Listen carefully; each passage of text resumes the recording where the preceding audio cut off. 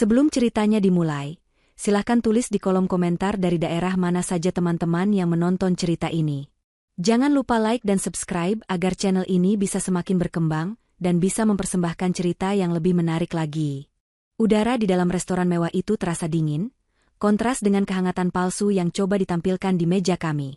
Aku, Arini, duduk tegak di kursi bludru yang empuk, merasakan tatapan tajam ibu mertuaku, Bu Ratna, dari seberang meja. Di sebelahku, suamiku Bagas, tampak sibuk menggeser-geser layar ponselnya, sebuah kebiasaan yang selalu ia lakukan setiap kali suasana menjadi canggung. Di seberang Bagas, adiknya, Dinda, juga melakukan hal yang sama. Hanya saja, yang ia lihat adalah katalog gaun pengantin yang harganya bisa membeli sebuah mobil. Ini adalah makan malam keluarga, setidaknya begitulah mereka menyebutnya. Bagiku, ini lebih terasa seperti sebuah pengadilan di mana aku adalah terdakwa yang tidak tahu apa kesalahannya. Jadi, Arini, bagaimana proyek barumu? Kudengar kamu baru saja membuka cabang lagi di luar kota.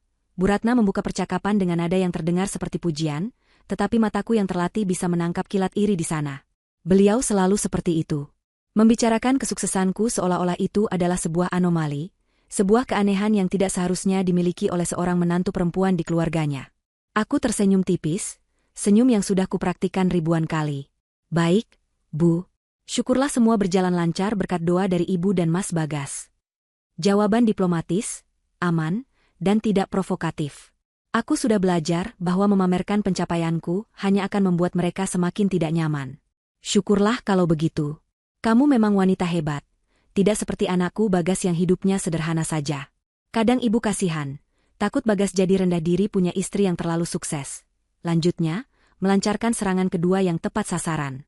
Aku melirik Bagas, berharap ia akan mengatakan sesuatu, membelaku. Tapi yang kudapat hanyalah senyum lemahnya. Ia bahkan tidak mengangkat kepalanya dari ponsel. Di tengah keheningan yang menyakitkan itu, Dinda tiba-tiba meletakkan ponselnya di meja dengan sedikit hentakan. Wajahnya cemberut. Aduh, pusing aku lihat harga-harga ini. Kenapa semua yang bagus harus mahal? Sih, keluhnya, lebih ditujukan kepada ibunya. Bu Ratna langsung mengalihkan perhatiannya pada putri kesayangannya. Wajahnya melembut. Sabar, sayang. Pasti ada jalannya. Pernikahanmu harus jadi yang termegah, yang akan dibicarakan semua orang. Kamu pantas mendapatkannya. Aku hanya diam mendengarkan. Aku tahu kemana arah pembicaraan ini. Selama sebulan terakhir, topik utama keluarga ini adalah pernikahan impian Dinda.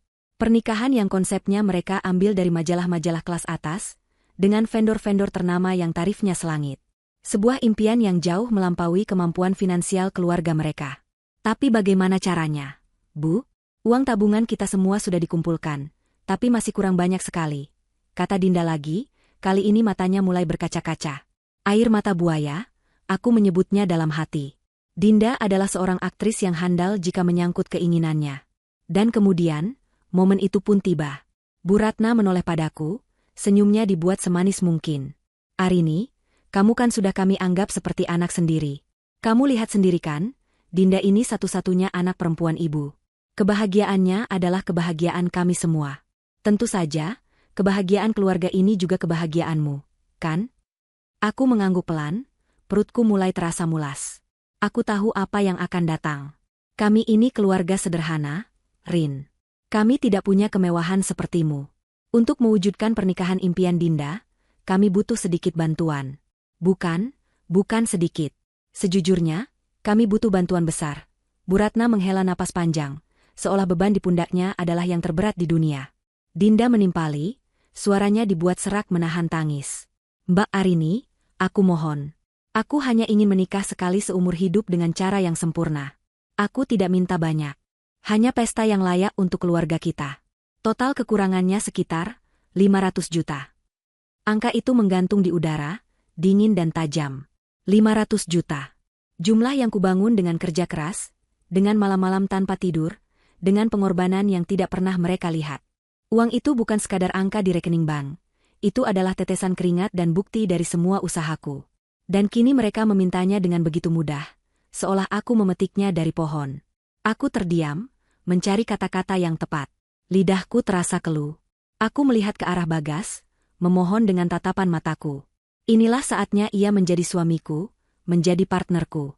Tapi yang ia lakukan hanyalah meletakkan ponselnya, menatapku dengan tatapan memelas. Sayang, bisiknya pelan, cukup untuk kudengar. Ini demi Dinda. Demi keluarga kita. Keluarga kita. Frasa itu terdengar kosong. Keluarga mana yang ia maksud? Keluarga yang selalu menyindirku di belakang? Keluarga yang tidak pernah menganggapku ada kecuali saat mereka butuh sesuatu? 500 juta itu bukan uang yang sedikit. Bu, Mas, akhirnya aku berhasil bersuara. Saya harus memikirkannya. Raut wajah Bu Ratna dan Dinda langsung berubah masam. Senyum manis tadi hilang tak berbekas. Dipikirkan? Arini, ini soal kebahagiaan adik iparmu. Apa yang perlu dipikirkan lagi? Apa uang sebanyak itu berarti sekali untukmu sampai harus mengorbankan kebahagiaan keluarga? Tuding Bu Ratna, nadanya menjadi tajam. Aku merasa terpojok. Mereka pandai sekali memutarbalikkan fakta, membuatku terlihat sebagai penjahat yang egois dan tidak peduli. Bagas meraih tanganku di bawah meja, meremasnya pelan. Aku janji, sayang, bisiknya lagi, kali ini lebih sungguh-sungguh. Setelah ini, mereka pasti akan menerimamu sepenuhnya. Anggap saja ini investasi untuk kebahagiaan kita. Aku mohon, tolong jangan buat aku malu di depan mereka. Permohonan terakhirnya itulah yang meruntuhkan pertahananku. Mal. Ia lebih takut malu di depan keluarganya daripada memikirkan perasaanku. Namun, sisa-sisa cinta di hatiku masih berharap. Aku masih ingin percaya pada janjinya. Aku lelah terus-menerus merasa menjadi orang luar. Mungkin ini memang caranya. Mungkin dengan pengorbanan besar ini, aku akhirnya bisa membeli tempatku di keluarga ini. Sebuah pemikiran yang menyedihkan, tapi saat itu, aku begitu putus asa. Aku menarik napas dalam-dalam, mengabaikan alarm bahaya yang berbunyi nyaring di kepalaku. Baiklah, kataku dengan suara mantap yang kubuat-buat. Saya akan bantu. Seketika, suasana meja berubah 180 derajat.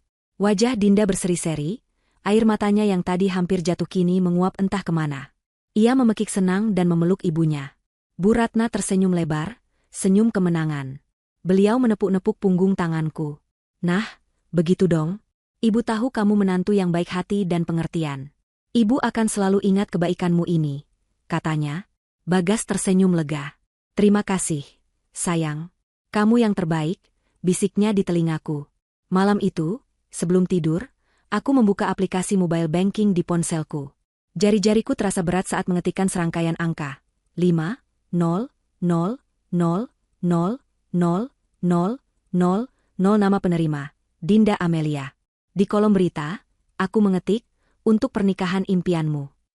Dengan satu tarikan napas panjang, aku menekan tombol, konfirmasi. Notifikasi berhasil muncul di layar. Aku mengambil tangkapan layar bukti transfer itu, lalu menyimpannya di folder khusus. Sebuah firasat menyuruhku untuk melakukannya. Malam itu, aku membarter 500 juta rupiah demi sebuah janji penerimaan yang, jauh di lubuk hatiku, ku tahu mungkin tidak akan pernah ditepati. Beberapa minggu berlalu sejak malam di restoran itu.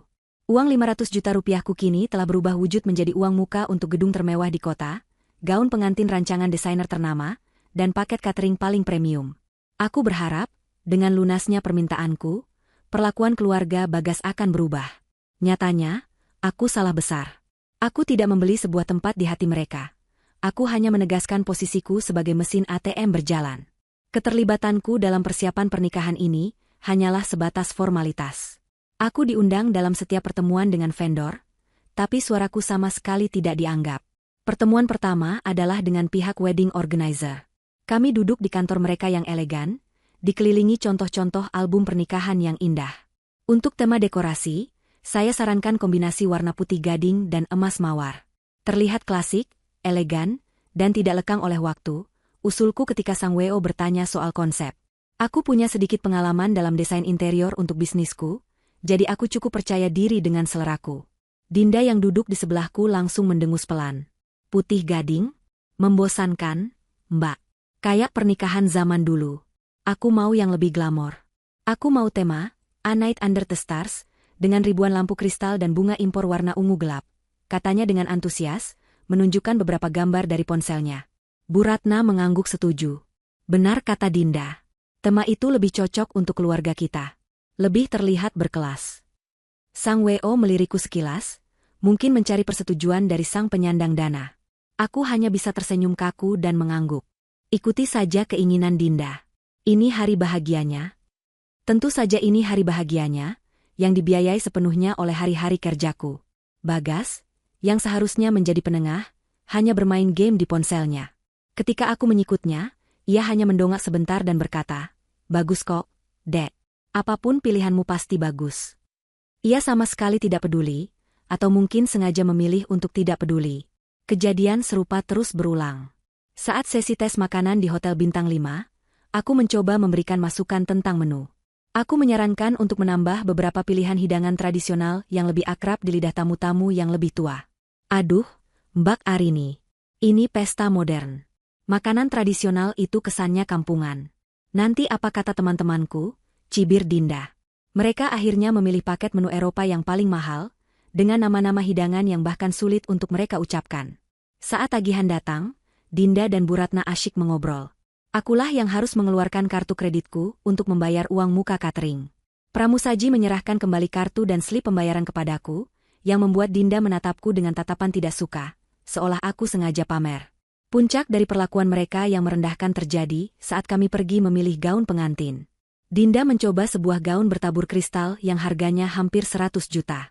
Gaun itu memang indah, tapi aku melihat ada detail jahitan di bagian pinggang yang kurang rapi. Dinda, coba lihat yang model ini. Desainnya lebih simpel tapi potongannya terlihat lebih pas di badanmu. Kualitas bahannya juga lebih bagus. Saranku sambil menunjuk gaun lain yang tergantung tidak jauh dari kami. Dinda menatapku dari cermin dengan pandangan meremehkan. Mbak Arini kan pengusaha, bukan desainer. Mbak urus saja pembayarannya nanti, biar aku yang pilih gaunnya. Seleraku lebih tinggi, katanya ketus. Kata-kata itu menamparku. Aku hanya menelan ludah, menahan rasa panas yang menjalar di dada. Aku berjalan menjauh dan duduk di sofa, membiarkan mereka memilih apapun yang mereka mau. Aku hanya menjadi penonton, seorang asing yang kebetulan bertugas membayar semua tagihan. Malam harinya, setelah pulang dari butik desainer itu, aku tidak bisa menahannya lagi. Aku menunggu Bagas pulang kerja di ruang keluarga. Rumah besar yang kami tempati ini terasa begitu sunyi dan dingin.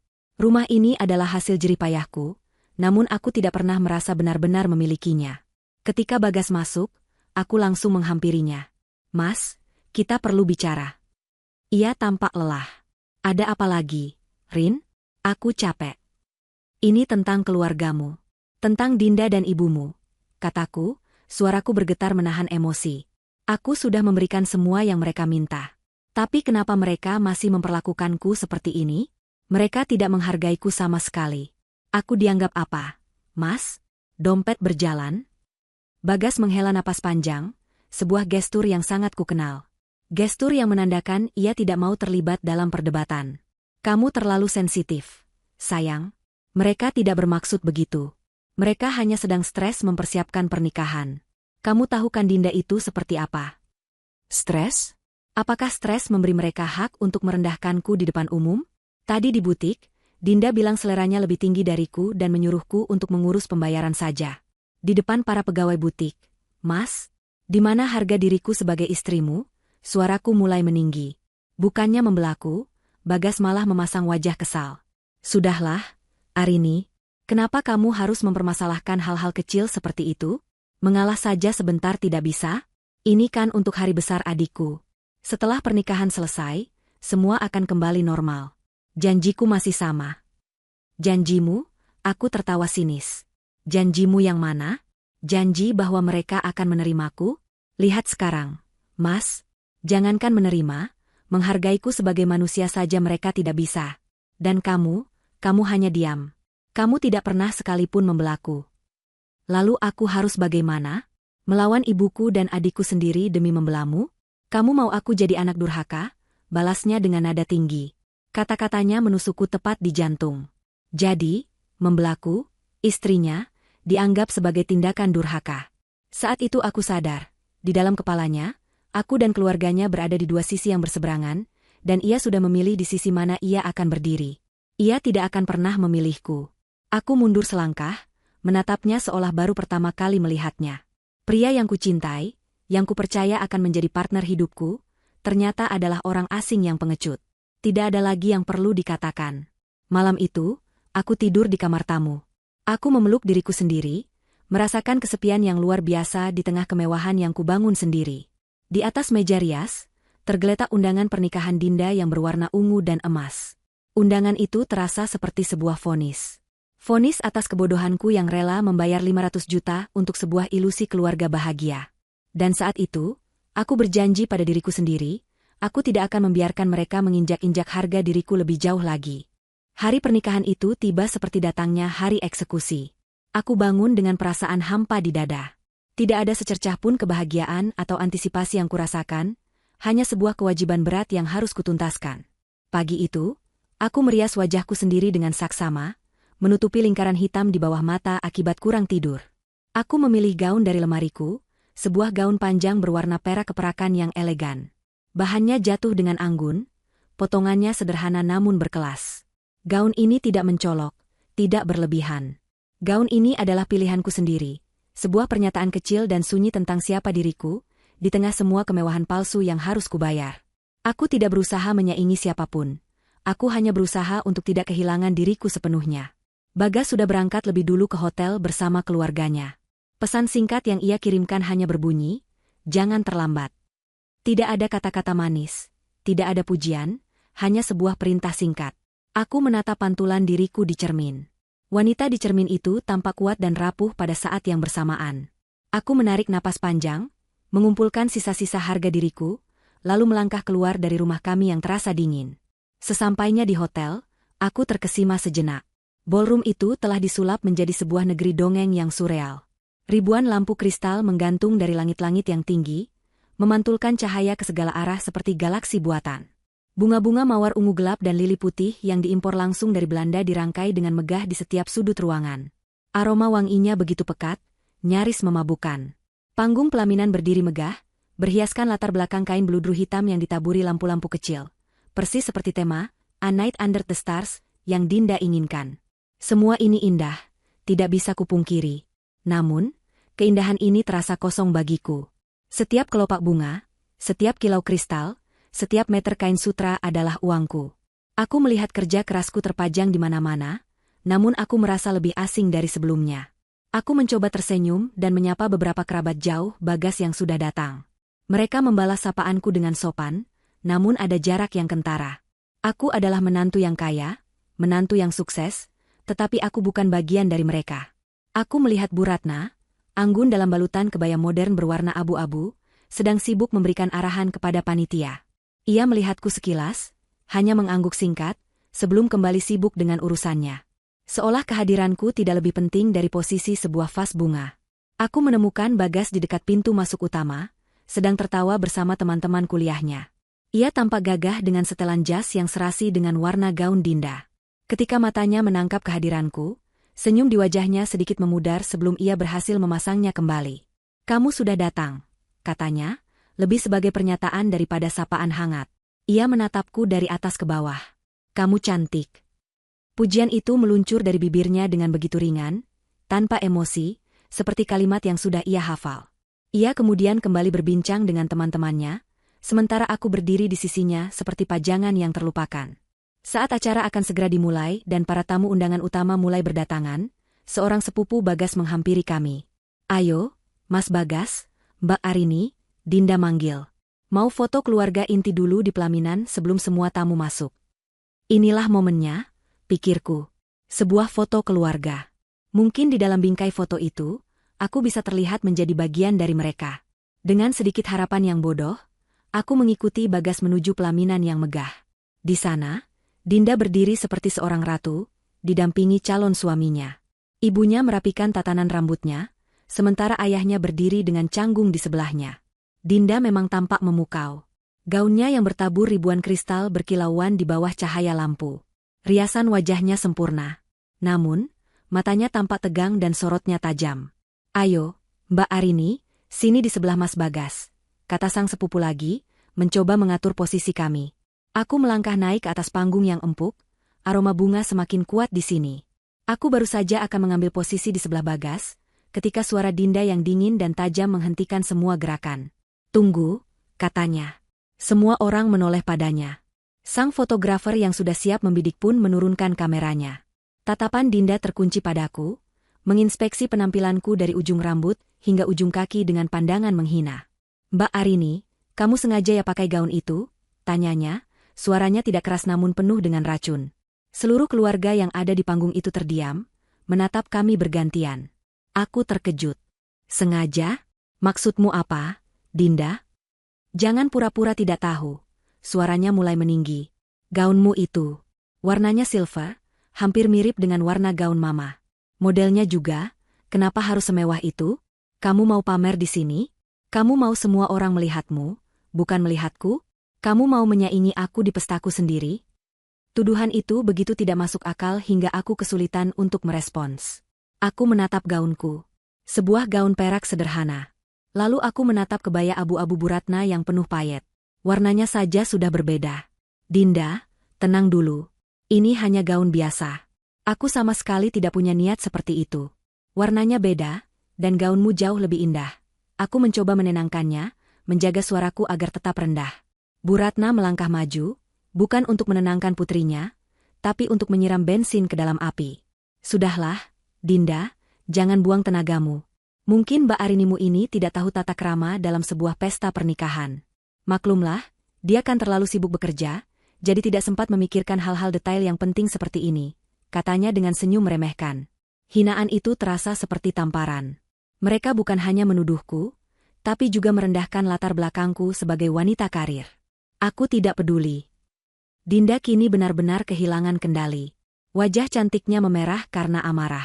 Ia menunjuk lurus ke arahku dengan jarinya yang lentik. "Aku tidak mau ada satu orang pun yang mencoba merusak hari sempurnaku. Kalau kamu tidak bisa menghargai aku sebagai pengantin, lebih baik kamu pergi dari sini sekarang juga." Napas semua orang seakan tertahan. Suasana menjadi begitu tegang.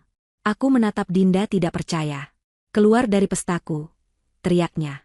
Kali ini suaranya bergema di seluruh ballroom yang luas. Beberapa tamu yang baru datang dan para staf WO menoleh ke arah panggung dengan kaget. Mereka menjadi saksi dari penghinaan terbesarku.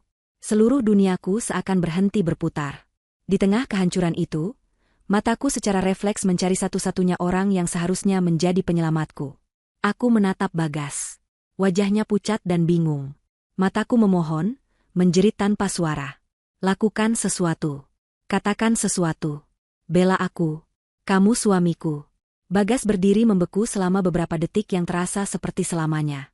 Seorang sepupu laki-laki di sebelahnya terkekeh pelan, menyikut lengannya seolah ini adalah adegan lucu di sinetron. Bagas menoleh pada sepupunya, dan kemudian, hal yang paling menghancurkan hatiku pun terjadi. Sebuah senyum kaku dan canggung terukir di bibir Bagas. Senyum itu kemudian berubah menjadi tawa kecil yang gugup.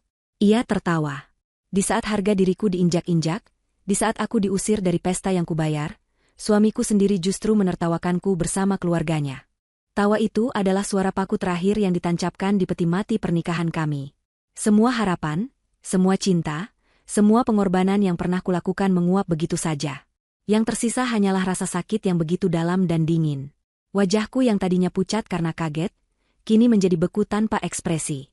Tidak ada lagi air mata. Semuanya sudah kering. Aku menatap Bagas untuk terakhir kalinya, merekam tawa pengkhianatannya itu ke dalam memoriku. Lalu, dengan punggung yang kutegakkan setegak mungkin, aku berbalik badan. Aku melangkah turun dari panggung itu, berjalan melewati tatapan-tatapan penuh rasa ingin tahu dan kasihan. Aku tidak lari. Aku berjalan dengan langkah yang mantap menuju pintu keluar ballroom, meninggalkan mereka semua dalam kemegahan palsu yang telah kubayar lunas dengan uang dan hatiku yang hancur. Setiap langkah yang kuambil menjauhi ballroom itu terasa begitu berat, seolah aku menyeret beban yang tak kasat mata. Suara hak sepatuku yang beradu dengan lantai marmer hotel yang dingin menggema di koridor yang sepi, menjadi satu-satunya musik pengiring langkahku. Aku bisa merasakan puluhan pasang mata menusuk punggungku, diikuti oleh bisik-bisik yang menyakitkan. Aku tidak menoleh ke belakang. Aku tidak akan memberi mereka kepuasan melihatku hancur. Aku terus berjalan, kepala terangkat tinggi, meski di dalam diriku, segalanya telah runtuh menjadi puing-puing. Aku tidak langsung meninggalkan hotel. Pergi begitu saja terasa seperti sebuah kekalahan. Aku butuh tempat untuk berpikir, untuk bernapas. Aku menemukan sebuah lounge kecil yang temaram di sudut lobi yang jauh dari keramaian, tersembunyi di balik beberapa tanaman palem hias yang tinggi. Hanya ada beberapa sofa kosong di sana. Aku memilih yang paling pojok, membenamkan diriku di dalamnya, bersyukur atas kesunyian yang tiba-tiba menyelimutiku. Di sanalah, dalam keheningan yang aman itu, pertahananku akhirnya runtuh. Aku tidak meraung atau terisak. Air mata panas hanya mengalir tanpa suara dari sudut mataku, membasahi pipi dan merusak riasan mahal yang kupoles dengan harapan sia-sia pagi tadi. Satu demi satu, kenangan pahit itu berputar ulang di kepalaku seperti film rusak. Teriakan Dinda yang menuduhku. Senyum sinis Bu Ratna yang merendahkanku. Tatapan para tamu yang penuh rasa ingin tahu. Dan yang paling menyakitkan dari semuanya, tawa kecil suamiku. Tawa Bagas. Tawa itu terus terngiang di telingaku. Lebih tajam dari pisau, lebih menyakitkan dari tamparan. Bagaimana bisa ia tertawa? Bagaimana bisa ia berdiri diam saja saat istrinya dipermalukan habis-habisan oleh adiknya sendiri? Di mana janjinya? Janji bahwa keluarganya akan menerimaku? Janji bahwa pengorbananku akan sepadan? Semua itu bohong. Aku telah ditipu mentah-mentah. Aku bukan hanya mesin ATM bagi mereka, aku adalah lelucon. Aku adalah keset yang bisa mereka injak-injak kapanpun mereka mau, dan suamiku adalah orang pertama yang akan membersihkan sepatunya di atasku. Rasa sakit itu begitu luar biasa, begitu menyesakan hingga aku sulit bernapas. Aku merasa bodoh. Sangat bodoh. Aku, Arini, seorang wanita yang dikenal cerdas dan lihai dalam berbisnis, ternyata begitu naif dalam urusan hati. Aku mengorbankan ratusan juta rupiah, buah dari kerja kerasku, bukan untuk cinta atau penerimaan, tapi untuk ilusi yang kubangun sendiri di kepalaku. Aku membayar mahal hanya untuk sebuah penghinaan. Saat air mataku mulai mengering, rasa sakit yang membakar itu perlahan berubah. Seperti logam yang ditempa dalam api, kesedihanku mulai mengeras, berubah bentuk menjadi sesuatu yang lain. Sesuatu yang lebih dingin, lebih tajam, dan lebih kuat. Kemarahan. Kemarahan yang murni dan membeku menjalari seluruh pembuluh darahku, memompa kekuatan baru ke dalam hatiku yang terluka. Untuk apa aku menangis? Untuk siapa? Untuk keluarga palsu yang tidak pernah menginginkanku? Untuk seorang suami pengecut yang tidak pantas mendapatkan setetes pun air mataku? Tidak. Cukup sudah. Aku sudah cukup menjadi korban. Mereka telah melempariku dengan batu, tidak tahu bahwa mereka memberikannya pada seseorang yang tahu cara membangun benteng. Tanganku yang gemetar kini menjadi lebih stabil. Aku meraih tas tanganku dan mengeluarkan ponsel. Layarnya menyala, menunjukkan waktu, pukul 19.10. Aku teringat jadwal acara yang dikirimkan oleh WO. Acara utama, yaitu prosesi masuknya kedua mempelai, akan dimulai tepat pukul 19.30. Saat itu, semua tamu undangan diperkirakan sudah duduk manis di dalam ballroom. Aku punya waktu 20 menit. 20 menit. Sebuah senyum tipis, senyum yang sama sekali tidak mengandung kebahagiaan, tersungging di bibirku. Dalam 20 menit, seseorang bisa membuat secangkir teh. Dalam 20 menit, seseorang bisa membaca beberapa halaman buku. Dan dalam 20 menit, aku akan meruntuhkan sebuah pesta pernikahan seharga 500 juta rupiah. Jemariku bergerak cepat di atas layar. Aku tidak membuka media sosial atau galeri foto kenangan. Aku membuka folder yang kuberi nama, penting. Di dalamnya, hanya ada satu gambar. Tangkapan layar bukti transfer uang sebesar 500 juta rupiah ke rekening Dinda Amelia. Aku menatap angka-angka itu. Angka-angka itu bukan lagi simbol kebodohanku. Kini, angka-angka itu adalah senjataku. Amunisiku. Kemudian, aku membuka email. Aku mencari riwayat percakapanku dengan pihak wedding organizer dan manajer hotel. Di sana, di atas kertas digital, tertulis dengan jelas. Kontrak-kontrak itu, meskipun atas nama mempelai Dinda, mencantumkan namaku sebagai penanggung jawab dana, sponsor tunggal, sang pembayar. Mereka mungkin telah mengusirku dari pesta, tapi mereka lupa satu hal fundamental. Ini bukan pesta mereka. Ini adalah pestaku. Aku yang membeli semuanya. Aku yang membayar para musisi, para koki, para dekorator, dan para pelayan. Aku bukan tamu yang bisa diusir. Aku adalah pemilik pertunjukan. Dan pemilik pertunjukan punya hak untuk menurunkan tirai kapanpun ia mau. Waktu menunjukkan pukul 19.12. Aku punya 18 menit lagi. Rasa ragu tidak ada lagi. Kesedihan telah menguap. Yang ada hanyalah sebuah ketenangan yang dingin dan fokus yang tajam. Aku bukan lagi Arini si istri yang lemah. Aku adalah Arini, sang direktur utama, yang akan membuat sebuah keputusan eksekutif yang paling tegas dalam hidupku. Aku akan melakukan likuidasi. Menarik semua asetku dari investasi yang busuk dan gagal total ini. Aku menyandarkan punggungku ke sofa, menarik napas dalam-dalam. Aku meluruskan kembali gaun peraku yang sedikit kusut. Aku mengusap sisa-sisa air mata di bawah mataku dengan punggung tanganku, memastikan tidak ada lagi jejak kelemahan. Mereka menginginkan sebuah pertunjukan yang tak akan terlupakan? Baiklah. Akan kuberikan mereka sebuah penutupan yang akan mereka ingat seumur hidup mereka. Aku kembali menatap layar ponselku. Jariku berhenti di daftar kontak, tepat di atas nama, Bapak Rizal, Kepala WO. Jantungku berdebar kencang, bukan karena takut, tapi karena adrenalin. Ini adalah momen penentuan. Momen di mana aku berhenti menjadi korban dan mulai mengambil kembali kendali atas hidupku. Jari telunjukku menekan tombol panggil. Nada sambung di ujung telepon terasa seperti detak jantung yang memburu. Setiap detiknya meregang begitu panjang. Aku menatap jam di layar ponsel, pukul 19.13. Aku masih punya waktu. Akhirnya, setelah dering keempat, sebuah suara yang terdengar profesional dan sedikit terburu-buru menjawab. Selamat malam, dengan Rizal dari Miracle Wedding Organizer. Ada yang bisa saya bantu? Itu dia, Pak Rizal. Pria parubaya yang begitu bersemangat saat mempresentasikan paket pernikahan paling mahal kepadaku, Dinda, dan Bu Ratna beberapa bulan yang lalu. Pria yang dengan patuh menuruti semua keinginan Dinda, tanpa sedikitpun mempertimbangkan masukanku. Aku menegakkan punggungku di sofa, suaraku kukeluarkan dengan nada yang tenang dan dingin, nada yang biasa kugunakan saat menutup negosiasi bisnis yang alot. Pak Rizal, selamat malam. Saya Arini. Terdengar sedikit keheningan, lalu suaranya berubah ramah. Oh, Ibu Arini. Selamat malam, Bu. Selamat atas acara putrinya, adik iparnya. Acaranya megah sekali, Bu. Kami akan segera mulai, ini MC sudah bersiap-siap. Ada yang bisa saya bantu, Bu?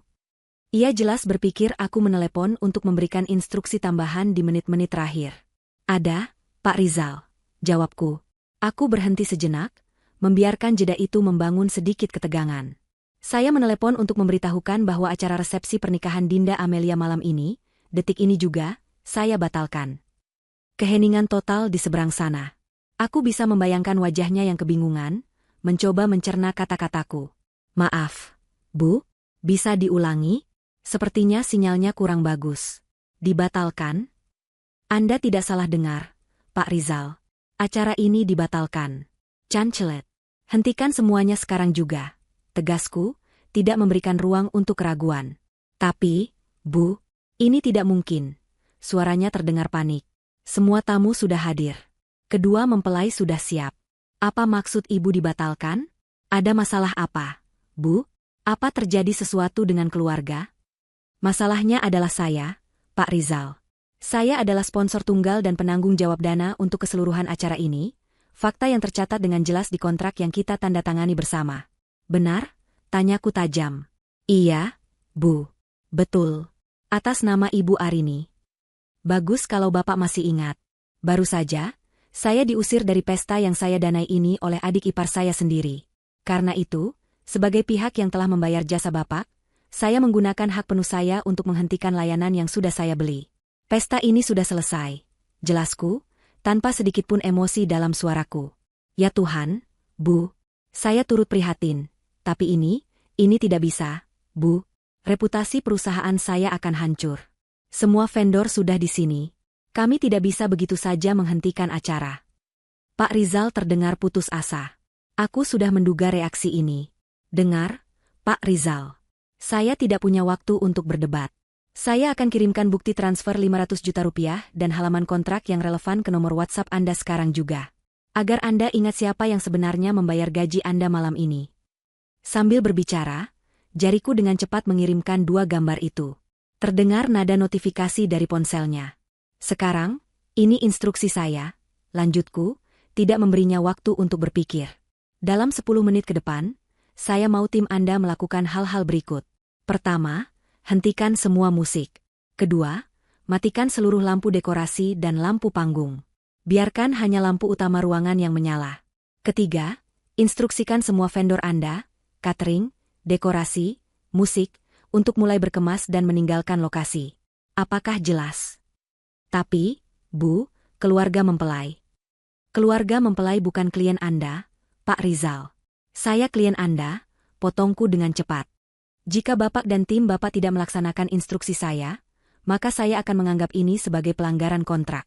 Sisa pembayaran yang seharusnya saya lunasi setelah acara selesai, tidak akan pernah Anda terima. Dan saya jamin, saya akan membawa masalah ini ke jalur hukum dan memastikan seluruh industri ini tahu bahwa WO Anda tidak bisa menghormati kliennya. Pilihan ada di tangan Anda. Ancaman itu, yang disampaikan dengan nada bisnis yang dingin, berhasil. Terdengar helaan napas berat di seberang sana. Baik, Bu Arini. Baik. Saya mengerti. Saya akan laksanakan instruksi Ibu. Suara percaya dirinya telah lenyap, digantikan oleh kepatuhan yang terpaksa. Bagus. Lakukan sekarang, perintahku, lalu langsung menutup telepon. Aku tidak membuang waktu. Pukul 19.18. Aku segera mencari kontak manajer banquet hotel yang kutemui saat tes makanan. Namanya Pak Dharma. Panggilan teleponku langsung dijawab. Selamat malam, Hotel Grand Majestic, Dharma berbicara. Selamat malam, Pak Dharma. Saya Arini, sponsor acara pernikahan di Ballroom Cendana malam ini. Oh, iya, Ibu Arini. Selamat malam. Ada yang bisa kami bantu? Ya, acara ini dibatalkan, kataku lugas. Saya minta Anda menarik semua staf catering, pramusaji, dan koki Anda dari ballroom dan area dapur terkait, sekarang juga. Hentikan semua pelayanan makanan dan minuman dengan segera. Seperti Pak Rizal, Pak Dharma pun terkejut bukan main. Mohon maaf, Bu, dibatalkan? Tapi semua hidangan sudah siap disajikan di buffet.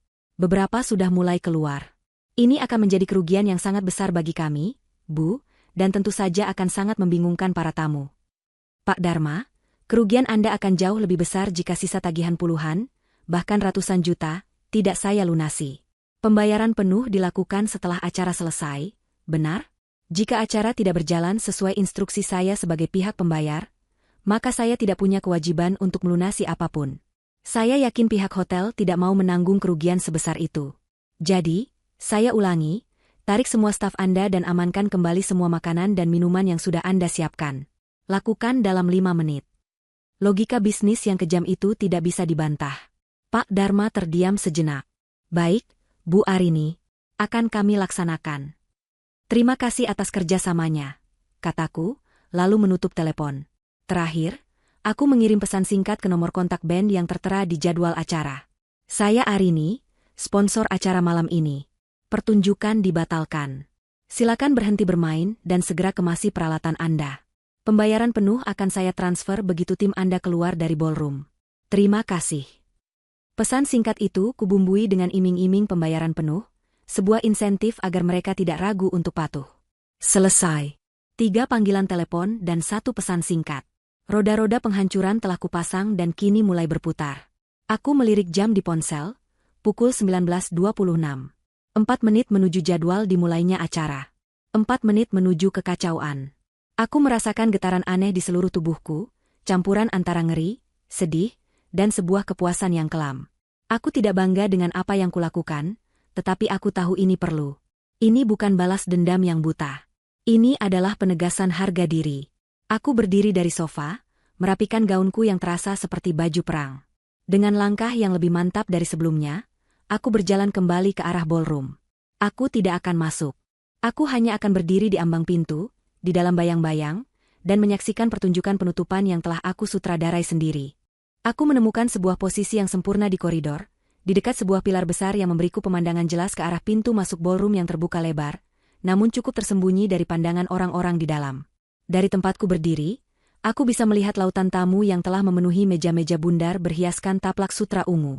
Mereka tampak bahagia, mengobrol dan tertawa di bawah cahaya temaram dari lampu-lampu kristal yang berkilauan. Band di atas panggung memainkan melodi jazz yang lembut, menciptakan suasana yang elegan dan mahal. Di sisi panggung, sang MC, seorang pria parlente dengan setelan jas mengkilap, tampak sedang memeriksa catatannya sekali lagi, siap untuk memulai malam yang megah itu. Semuanya tampak sempurna. Terlalu sempurna. Di dalam sebuah ruang tunggu VIP di dekat panggung, aku bisa membayangkan Dinda sedang mengagumi pantulan dirinya di cermin untuk terakhir kalinya. Senyum kemenangan terukir di wajahnya. Ia berhasil mendapatkan pernikahan impiannya, dan berhasil pula menyingkirkan satu-satunya pengganggu di hari sempurnanya itu. Aku yakin, Bagas dan keluarganya ada di sana bersamanya, merasa puas dan lega, sama sekali tidak menyadari badai yang akan segera menerjang mereka. Mereka pasti mengira aku sudah pulang sambil menangis, menelan kekalahan dan penghinaan dalam diam. Mereka tidak pernah benar-benar mengenalku. Tepat saat jarum jam di ponselku menunjukkan pukul 19.30, sang MC melangkah ke tengah panggung. Ia mengangkat mikrofon ke bibirnya, hendak mengucapkan kalimat pembuka. Dan pada saat itulah, semuanya dimulai. Hal pertama yang terjadi adalah keheningan. Musik jazz yang sedang mengalun merdu itu tiba-tiba berhenti total. Bukan mengecil perlahan, tapi terputus begitu saja, seolah ada yang mencabut kabel listriknya. Keheningan yang mendadak itu terasa aneh dan memekakan telinga. Para tamu yang sedang asyik mengobrol berhenti berbicara, mengangkat kepala mereka dan saling berpandangan dengan bingung. Sang MC mengetuk-ngetuk mikrofonnya. Tidak ada suara. Wajahnya tampak heran. Lalu, hal kedua terjadi. 1 detik setelah musik berhenti, serangkaian bunyi, klik, terdengar dari berbagai penjuru ruangan. Lampu-lampu sorot ungu yang menyorot dinding dengan indah, padam. Ratusan lampu kecil berkelip yang menghiasi rangkaian bunga di setiap meja, mati. Lampu panggung yang menyorot pelaminan dengan megah, gelap. Seluruh pencahayaan dramatis yang menciptakan suasana magis itu lenyap dalam sekejap. Yang tersisa hanyalah lampu neon putih utama di langit-langit ballroom. Lampu darurat yang biasanya hanya dinyalakan saat petugas kebersihan bekerja. Cahayanya terang, kasar, dan tanpa ampun. Seketika, dekorasi yang tadinya terlihat mewah kini tampak biasa saja, bahkan sedikit norak di bawah pencahayaan yang brutal itu. Keajaiban malam itu telah sirna, digantikan oleh suasana yang canggung dan aneh seperti di sebuah aula serbaguna. Kebingungan para tamu kini berubah menjadi gumaman yang riuh. Listriknya mati, tanya seseorang. Tapi kenapa lampu utama masih nyala? Sahut yang lain. Beberapa orang mengeluarkan ponsel mereka, mungkin untuk mencari tahu apa yang sedang terjadi. Kemudian, mereka menyaksikan pemandangan yang paling ganjil. Para personel band di atas panggung, tanpa ekspresi, mulai mencabuti kabel-kabel instrumen mereka. Sang keyboardist mulai melipat stannya, sementara gitaris memasukkan gitarnya ke dalam kotaknya. Mereka bergerak dengan efisien dan cepat, seolah sedang mengejar waktu. Di sisi lain ruangan, di dekat area buffet, pemandangan yang lebih aneh lagi terjadi. Tim pramusaji yang seharusnya hilir mudik membawa nampan berisi minuman, kini malah keluar dari dapur mendorong troli-troli kosong. Dengan gerakan yang terkoordinasi, mereka mulai menutupi semua hidangan yang tersaji indah di meja prasmanan dengan penutup aluminium, lalu mengangkatnya satu persatu dan meletakkannya di troli untuk dibawa kembali ke dapur. Para tamu yang sudah sempat antri untuk mengambil makanan, hanya bisa melongo tidak percaya. Pintu ruang tunggu VIP terbuka dengan kasar. Dinda keluar lebih dulu, wajahnya yang tadi berseri-seri kini dipenuhi kepanikan dan amarah. Ada apa ini? Kenapa musiknya berhenti? Kenapa lampunya begini? Teriaknya pada seorang staf WO junior yang kebetulan berdiri di dekatnya. Staf muda itu hanya bisa menggelengkan kepala dengan gugup. Bu Ratna dan Bagas menyusul di belakangnya, wajah mereka sama bingungnya. Mereka berdiri terpaku di tepi ballroom, menyaksikan dengan ngeri bagaimana pesta impian mereka dibongkar di depan mata mereka sendiri. Para tamu kini tidak lagi berbisik. Mereka mulai berdiri dari kursi mereka, berbicara dengan suara keras, mencoba memahami sandiwara absurd yang sedang berlangsung. Reputasi keluarga mereka sedang dipertaruhkan di hadapan ratusan tamu penting. Di tengah kekacauan itu, aku melihat Pak Rizal, sang kepala WO, berjalan dengan langkah berat dari arah belakang panggung. Wajahnya pucat dan tegang. Di tangannya, ia memegang sebuah megafon kecil bertenaga baterai. Ia tidak naik ke atas panggung yang gelap, hanya berdiri di depannya. Dinda, Bagas, dan keluarga mereka melihatnya dan segera menyerbunya, menghujaninya dengan pertanyaan dan makian. Pak Rizal hanya mengangkat tangannya, meminta mereka diam. Para tamu yang melihat adegan itu pun ikut terdiam, menyadari bahwa penjelasan dari semua ini akan segera datang. Dari pilar tempatku bersembunyi, aku menahan napas. Seluruh ruangan senyap, menunggu vonis. Fase pertama rencanaku telah berjalan sempurna. Sekarang, saatnya untuk fase kedua, pengumuman publik.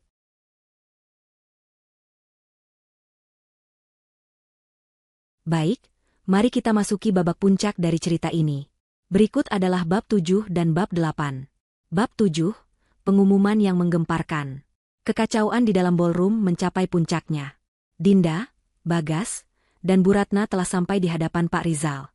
Wajah mereka merah padam karena campuran amarah dan kepanikan. Pak Rizal, apa maksud semua ini? Siapa yang menyuruh Anda melakukan kegilaan ini? Anda sudah kami bayar mahal, bentak Bu Ratna, menunjuk-nunjuk wajah Pak Rizal yang pucat pasi. Dinda menangis histeris, gaunnya yang mahal kini tampak konyol di tengah suasana yang kacau. Bapak mau menghancurkan hidup saya? Pesta saya. Jawab, Pak. Pak Rizal, seorang profesional yang terperangkap dalam drama keluarga paling buruk sepanjang karirnya, tampak menelan ludah. Ia mengangkat megafon di tangannya, sebuah gestur yang jelas menunjukkan bahwa ia tidak akan meladeni amukan mereka secara pribadi. Ia tahu, satu-satunya jalan keluar dari situasi ini adalah dengan menyampaikan kebenaran, seburuk apapun itu. Ia menarik napas panjang, mengabaikan teriakan-teriakan di hadapannya, lalu menekan tombol di megafon itu. Sebuah bunyi melengking yang keras sontak membungkam seluruh ruangan.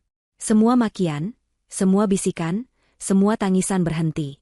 Ratusan pasang mata kini tertuju pada satu titik, pada pria malang dengan pengeras suara di tangannya. Mohon perhatian Bapak, Ibu, dan para tamu undangan sekalian, suara Pak Rizal menggema, terdengar sedikit bergetar namun tegas. Ia berbicara kepada seluruh ruangan, bukan lagi kepada keluarga yang sedang memakinya. Mewakili seluruh vendor yang bertugas pada malam hari ini, termasuk pihak hotel, catering, dekorasi, dan pengisi acara, dengan rasa penyesalan yang sebesar-besarnya, kami memberitahukan bahwa resepsi pernikahan untuk saudari Dinda Amelia dan pasangannya, terpaksa harus kami hentikan dan kami batalkan, efektif saat ini juga. Pernyataan itu menggantung di udara, menimbulkan gelombang kejutan baru di antara para tamu. Dibatalkan? Secara resmi? Ini bukan lagi sekadar masalah teknis. Ini adalah sebuah deklarasi. Bu Ratna hendak membuka mulutnya untuk memprotes lagi, namun kalimat Pak Rizal selanjutnya membuat lidahnya keluh. Perlu kami tegaskan, lanjutnya, suaranya kini lebih mantap, bahwa pembatalan ini sama sekali bukan disebabkan oleh kelalaian dari pihak kami sebagai penyelenggara. Keputusan ini mutlak dan tidak dapat diganggu-gugat. Ia berhenti sejenak, membiarkan semua orang mencerna informasinya, sebelum menjatuhkan bom yang sesungguhnya. Pembatalan ini dilakukan atas instruksi langsung dan final dari pihak sponsor tunggal yang telah mendanai 100% dari keseluruhan acara ini. Sponsor tunggal? Seluruh ruangan bertanya-tanya. Bukankah ini pesta keluarga mempelai? Siapa sponsor yang dimaksud? Seolah menjawab pertanyaan tak terucap dari ratusan orang di hadapannya, Pak Rizal melakukan sebuah gerakan kecil yang mengubah segalanya. Ia sedikit memutar tubuhnya, dan dengan gerakan yang disengaja, ia mengarahkan tangannya yang bebas ke arah pintu masuk utama ballroom yang megah. Pihak sponsor yang membatalkan acara ini adalah... Jeda sesaat itu terasa begitu panjang. Ibu Arini. Waktu seakan berhenti. Seperti seorang aktris yang memasuki panggung pada saat yang paling dramatis, aku melangkah keluar dari balik pilar. Aku berjalan perlahan dari bayang-bayang koridor yang gelap, memasuki cahaya neon putih yang keras di ambang pintu ballroom. Aku berhenti tepat di sana, di perbatasan antara duniaku yang baru dan dunia mereka yang sedang runtuh. Aku tidak tersenyum. Aku tidak menangis. Wajahku tenang, mungkin nyaris tanpa ekspresi. Gaun peraku yang tadi menjadi sumber hinaan, kini tampak bersinar seperti baju zirah di bawah cahaya yang dingin. Di tanganku, aku memegang ponsel, layarnya menyala, menjadi satu-satunya sumber warna di penampilanku yang pucat. Aku berdiri tegak, sendirian, namun aku tidak pernah merasa sekuat ini sepanjang hidupku. Reaksi di dalam ruangan itu luar biasa. Terjadi keheningan total selama sekitar 3 detik, sebelum sebuah gelombang gumaman dahsyat menyapu seluruh penjuru. Ratusan kepala menoleh serempak, dari Pak Rizal ke arahku, seolah sedang menonton pertandingan tenis yang menegangkan. Wajah para tamu menunjukkan berbagai ekspresi, kaget, tidak percaya, bingung, dan perlahan, mulai mengerti. Di tengah ruangan, Dinda, Bagas, dan Bu Ratna membeku. Mereka menatapku seolah aku adalah hantu yang bangkit dari kubur. Wajah Bu Ratna yang tadi merah, karena marah kini pucat pasi. Topeng keanggunannya luruh, menunjukkan raut ketakutan. Dinda berhenti menangis, mulutnya sedikit terbuka, matanya membelalak tak percaya. Dan Bagas, aku menatap lurus ke arahnya, melintasi lautan manusia di antara kami. Kulihat matanya. Kulihat keterkejutan di sana, lalu ketidakpercayaan, yang perlahan berubah menjadi sebuah kengerian saat kepingan-kepingan puzzle itu menyatu di dalam otaknya. Ia akhirnya mengerti. Wanita yang ia tertawakan saat diusir, wanita yang ia anggap lemah dan bisa dikendalikan, ternyata adalah orang yang selama ini memegang tali kendali. Wanita yang mereka lempar keluar dari rumah, ternyata adalah pemilik rumah itu sendiri. Aku berdiri di sana, menjadi pusat dari badai yang kuciptakan. Aku merasakan tatapan semua orang, tapi aku tidak gentar. Aku tidak lagi peduli dengan penilaian mereka. Malam ini bukan tentang mereka, Ini tentang aku. Ini tentang aku yang mengambil kembali harga diriku yang telah mereka coba rampas. Keheningan yang mencekam itu adalah panggungku. Pengumuman dari Pak Rizal adalah musik pembukaku. Dan tatapan ngeri dari keluarga suamiku adalah tepuk tangan yang paling merdu bagi penampilanku. Babak baru dalam hidupku telah dimulai, dan aku adalah satu-satunya sutradara sekaligus pemeran utamanya. Keheningan yang mencekam itu pecah oleh satu suara. Bukan suara bisikan para tamu, melainkan sebuah jeritan melengking yang penuh amarah. Arini. Itu suara Dinda. Wajahnya yang cantik kini berubah mengerikan, dipenuhi kebencian. Seperti banteng yang melihat warna merah, ia mengangkat gaunnya yang berat itu dengan kedua tangannya dan menyerbu ke arahku, melintasi lantai dansa yang kosong. Bu Ratna dan Bagas, tersentak dari keterkejutan mereka, segera berlari menyusul di belakangnya, menciptakan sebuah adegan yang sama sekali tidak elegan. Para tamu yang berada di jalur mereka cepat-cepat menyingkir, membentuk sebuah arena dadakan di sekitar pintu masuk tempat aku berdiri. Pertunjukan sesungguhnya baru saja akan dimulai. Dinda berhenti tepat di hadapanku, napasnya terengah-engah. Matanya yang bengkak menatapku dengan nyalang. Dasar iblis. Kamu gila, ya? Kamu sengaja melakukan ini semua, kan? Kamu mau balas dendam?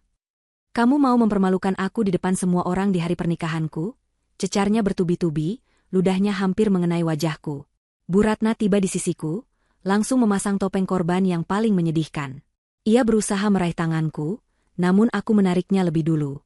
Arini, sadarlah, nak, apa salah kami sama kamu? Kenapa kamu setega ini? Kami sudah menerimamu dengan baik di keluarga ini. Ibu tahu, kamu pasti iri dengan kebahagiaan Dinda, kan? Tapi tidak begini caranya, nak. Katanya dengan suara yang dibuat bergetar, mencoba menarik simpati dari para penonton di sekitar kami. Kemudian Bagas datang, menempatkan dirinya di antara aku dan keluarganya.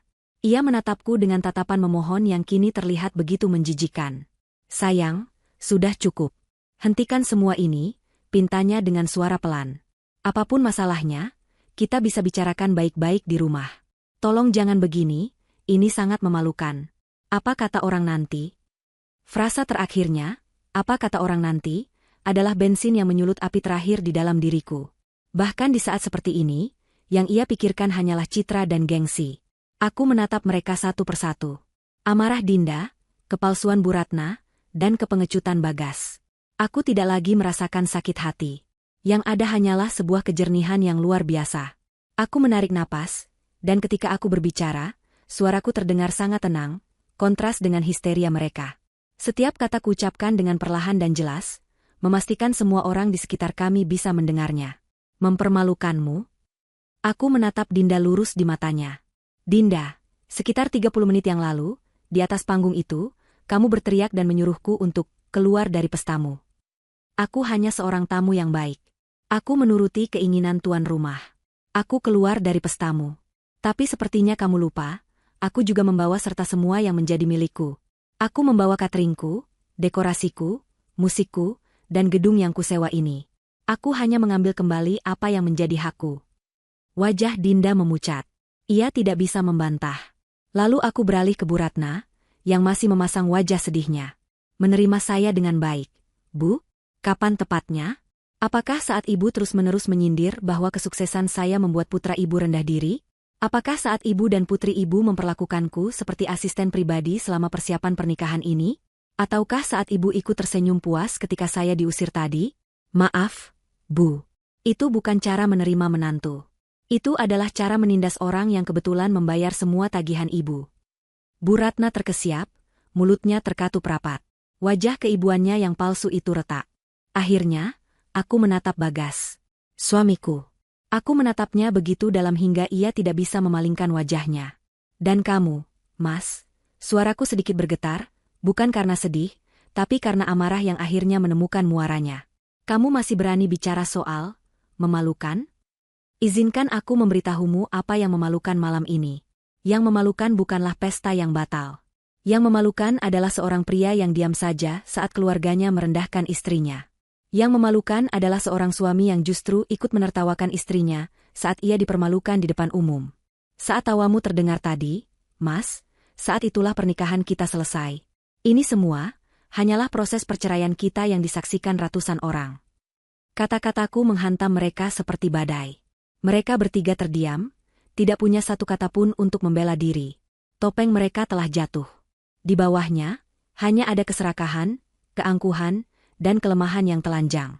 Para tamu di sekitar kami yang mendengar semua percakapan itu mulai berbisik-bisik dengan keras. Raut wajah mereka berubah. Simpati dan dukungan kini jelas berpihak padaku. Mereka menatap keluarga Bagas dengan pandangan jijik dan cemooh. Untuk menyempurnakan semuanya, aku mengangkat ponselku. Aku tidak perlu berteriak. Aku hanya menunjukkannya kepada seorang bapak berjas mahal yang berdiri paling dekat denganku, lalu kepada seorang ibu sosialita di sebelahnya. Layar ponselku dengan jelas menampilkan bukti transfer elektronik. Penerima Dinda Amelia, jumlah 500 juta rupiah. Ini pestaku, kataku dengan sederhana, namun maknanya begitu dalam. Informasi itu menyebar lebih cepat dari api. Dia bayar semuanya. 500 juta. Pantas saja dia marah. Keluarga yang tidak tahu terima kasih. Bisikan-bisikan itu menjadi vonis sosial bagi mereka. Saat itulah aku melihat mereka benar-benar hancur. Dinda tidak lagi berteriak. Ia hanya terisak pilu, sebuah tangisan kekalahan yang sesungguhnya. Bu Ratna menutupi wajahnya dengan kedua tangan, tidak sanggup menahan tatapan menghakimi dari teman-teman arisannya. Dan Bagas, ia menatapku dengan penyesalan yang begitu dalam di matanya. Ia melangkah maju, tangannya terulur untuk menggapai lenganku. "Rin, Arini, maafkan aku," bisiknya lirih. Aku menarik lenganku dari jangkauannya seolah tangannya adalah api. Kontak fisik dengannya terasa begitu menjijikkan. Aku menatap kehancuran keluarga itu untuk terakhir kalinya. Tidak ada rasa kasihan. Tidak ada rasa puas. Yang ada hanyalah perasaan lega. Beban itu akhirnya terangkat. "Nikmati sisa malam kalian," ucapku dingin kepada mereka bertiga. Kemudian, aku berbalik.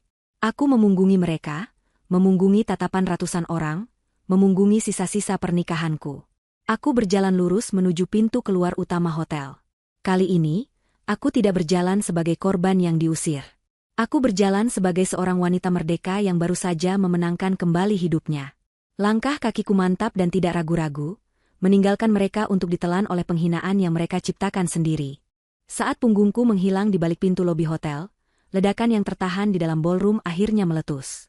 Namun, ledakan itu bukanlah kemarahan yang ditujukan padaku, melainkan ledakan bisik-bisik, tatapan canggung, dan keinginan kolektif untuk melarikan diri dari pusat drama yang memalukan itu.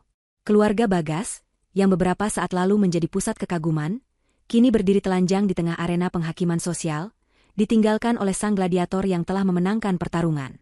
Para tamu, yang tadinya duduk manis menanti hidangan lezat dan hiburan meriah, kini serempak bangkit dari kursi mereka. Tidak ada lagi basa-basi. Mereka tidak mau menjadi bagian dari sandiwara yang sudah jelas pemeran antagonisnya. Wajah-wajah yang tadinya ramah kini berubah dingin dan penuh penilaian. Mereka menghindari kontak mata dengan Dinda, Bagas, ataupun orang tua mereka. Beberapa hanya mengangguk singkat dengan canggung sebelum bergegas menuju pintu keluar.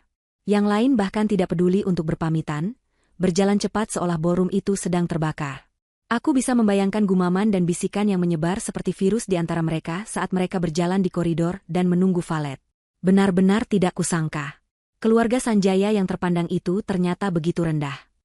500 juta, Bu, itu bukan uang sedikit. Wajar saja menantunya mengamuk. Kasihan sekali Arini, sudah membiayai semuanya, malah diusir dan ditertawakan. Suaminya juga, sama sekali tidak punya tulang punggung. Dinda itu dari dulu memang manja dan arogan. Sekarang lihat akibatnya. Ini pasti akan menjadi gosip terpanas di semua grup arisan besok pagi. Setiap tamu yang melangkah keluar dari pintu itu adalah paku yang tertancap di peti mati reputasi keluarga Bagas. Mereka tidak hanya kehilangan pesta, mereka kehilangan muka, kehormatan, dan status sosial yang selama ini mereka banggakan. Sementara para tamu melarikan diri, para vendor yang telah menerima perintahku melanjutkan pekerjaan mereka dengan efisiensi yang brutal. Tim dekorasi dengan sigap mulai melucuti rangkaian bunga-bunga impor yang mahal dari pelaminan. Kelopak-kelopak ungu yang indah berjatuhan di lantai seperti air mata. Kain beludru hitam yang menjadi latar bintang-bintang mulai digulung. Panggung impian Dinda dibongkar papan demi papan. Tim catering telah selesai mengamankan semua makanan, meninggalkan meja-meja buffet yang kosong dan menyedihkan. Para musisi telah lama pergi, menyisakan panggung yang sunyi. Pemandangan itu begitu surreal. Di tengah ballroom yang terang benderang oleh lampu neon, Di antara para pekerja yang sibuk membongkar sebuah mimpi, berdirilah sang mempelai wanita dengan gaun kristalnya yang berkilauan. Dinda menatap sekelilingnya dengan pandangan kosong. Mimpinya sedang dihancurkan, diubah menjadi tumpukan sampah di depan matanya. Akhirnya, kenyataan itu terlalu berat untuk ia tanggung. Kekuatannya habis. Ia menjerit pilu, lalu tubuhnya luruh ke lantai. Ia duduk bersimpuh di tengah ballroom yang porak-poranda, gaunnya yang putih dan mahal kini kotor oleh debu lantai. Ia menangis sejadi-jadinya, bukan lagi tangisan amarah, melainkan tangisan seorang anak kecil yang kehilangan mainan kesayangannya. Calon suaminya, pria yang nyaris tidak bersuara sepanjang malam, tampak bingung dan tidak berdaya. Mencoba menenangkannya namun tidak tahu harus berbuat apa. Melihat putrinya hancur, Bu Ratna sontak tersadar dari kelumpuhannya. Ia mencoba menghentikan para pekerja. "Berhenti. Tunggu dulu. Jangan dibongkar. Saya bilang berhenti," teriaknya pada tim dekorasi. Seorang mandor bertubuh tegap berhenti sejenak, menatapnya tanpa rasa hormat. "Maaf, Bu. Perintah dari pihak yang membayar kami sudah jelas. Kami hanya menjalankan tugas." Pria itu lalu berbalik dan kembali memberi instruksi pada anak buahnya, sama sekali tidak mengacuhkan Bu Ratna. Ditolak mentah-mentah, kemarahan Bu Ratna kini membutuhkan sasaran baru. Dan sasaran yang paling dekat dan paling lemah adalah putranya sendiri, Bagas. Ia berbalik menghampiri Bagas yang sejak tadi hanya berdiri mematung. "Ini semua salahmu," desis Bu Ratna, matanya menyala-nyala. "Kenapa kamu biarkan istrimu berbuat sejauh ini? Dari dulu ibu sudah bilang, perempuan seperti dia itu berbahaya. Kamu suaminya, kenapa kamu tidak bisa mengendalikannya? Kamu lihat akibatnya sekarang. Kita semua malu, Bagas. Malu." Bagas tidak menjawab. Ia hanya menatap ibunya dengan pandangan kosong. Lalu ia menatap adiknya yang meraung di lantai. Ia melihat sekelilingnya, ke ballroom yang hampir kosong, yang kini lebih mirip gudang daripada aula pesta. Semua ini adalah akibat dari kelemahannya. Akibat dari pilihannya untuk diam, untuk tersenyum, untuk tertawa. Dengan tangan gemetar, ia mengeluarkan ponselnya dan mencoba meneleponku. Panggilan itu bahkan tidak masuk. Langsung dialihkan ke pesan suara. Ia mencoba mengirim pesan, "Rin, angkat teleponnya. Aku mohon. Kita perlu bicara." Pesan itu terkirim, namun tidak ada tanda telah dibaca. Ayah Bagas, yang sejak awal hanya menjadi bayangan, akhirnya angkat bicara. "Sudah cukup, Ratna." Memarahinya tidak akan mengubah apa-apa, katanya dengan suara lelah. "Kita harus pulang.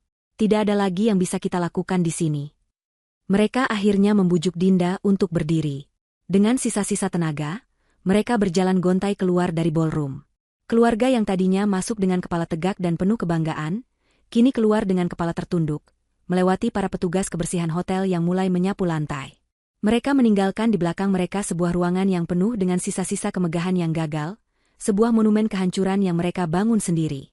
Mimpi itu telah berakhir. Yang tersisa hanyalah mimpi buruk, tagihan denda dari vendor yang mungkin akan datang, dan bisik-bisik panjang yang akan mengikuti nama keluarga mereka untuk waktu yang sangat.